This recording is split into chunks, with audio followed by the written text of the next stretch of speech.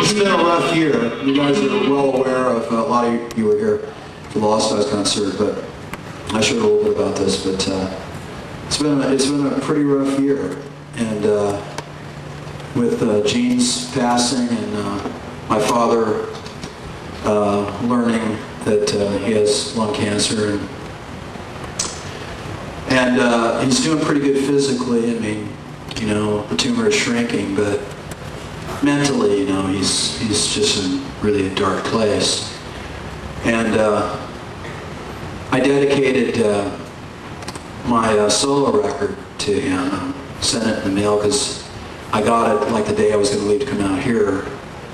And so I had 2 copies of it, and I was hoping that I would be able to get back and give it to him in person and that whole thing, but I thought, you know, you never know what tomorrow's going to bring. And so I sent it out to him, and I got to talk to my wife this morning, and she said that Mom called and she was crying, and that Dad got the record and opened it up and saw the dedication. It's the first time that I specifically made it to him, and it just said, you know, this is dedicated to Dad. I love you, Dad.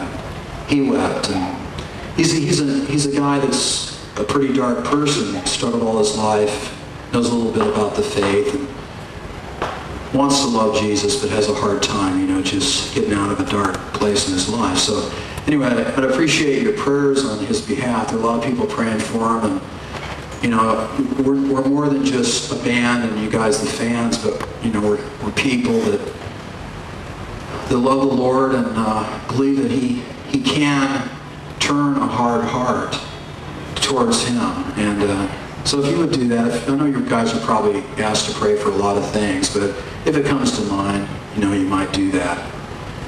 And I've learned this year more than anything that the #1 thing in my life, and I think for all of us, that God wants in our lives is intimacy with Jesus. And I don't think it comes by getting rich. I don't think it comes from possessing material things so that we can say, well, you know, we're being magnanimous and giving it to other people. I think it comes a lot of times, and I know maybe there's even some people that are going to react to this in a weird way, but it comes through suffering. I think it's a cross that we've picked up, and I think that when Paul talked about, you know, God's strength being made perfect in weakness, I think it was a serious thing.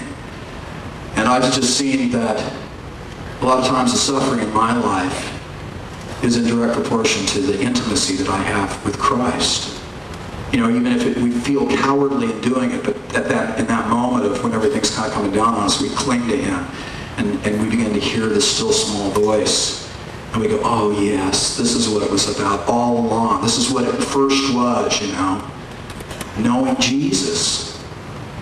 And you know, a lot of the bands around our time, and we've been accused sometimes of sort of, you know, serpentining around the gospel message.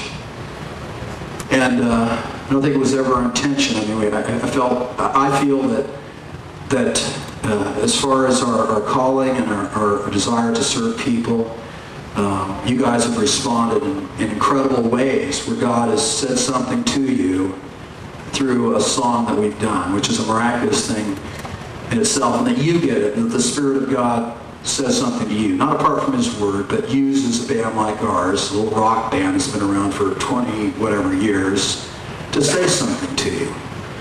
And that's what it's really all about. And in the end, it's that intimacy with Christ. And if no one prays for suffering, you don't say, oh God, let me suffer. You pray, God, your will be done in my life. And if that package includes suffering in this life, then praise be to God for that. Because that takes us to a place of clinging to Christ and opening us up in the circumstances, begin to hear his voice, and to be disciples and to be true to him as he's true to us, faithful to us even when we're unfaithful.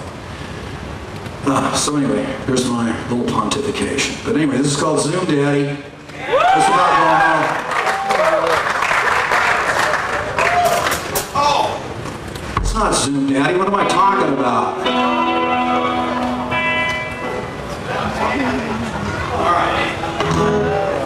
climb the ladders to glory. Sorry about that.